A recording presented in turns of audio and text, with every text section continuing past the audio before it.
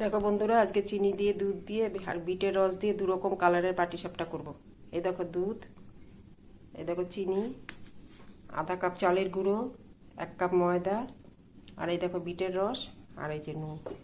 এগুলো সব মিশিয়ে দু রকমের কালারের পাটিসাপটা করব, করে দেখো আমি চিনি, চালের গুঁড়ো, ময়দা দিয়ে সব গুলে নিয়েছি।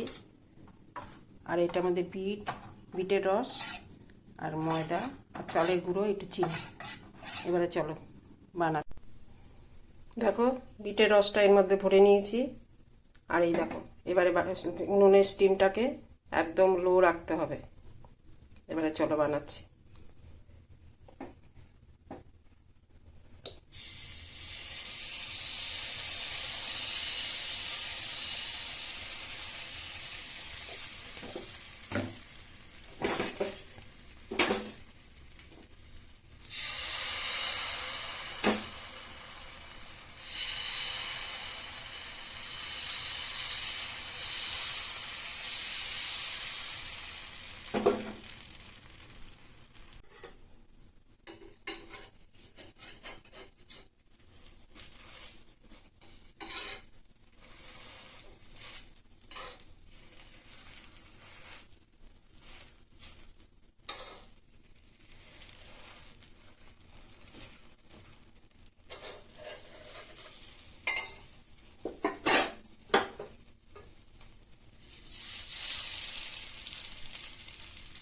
দেখো আমার পাটিসাপটাগুলো হয়ে গেছে সব।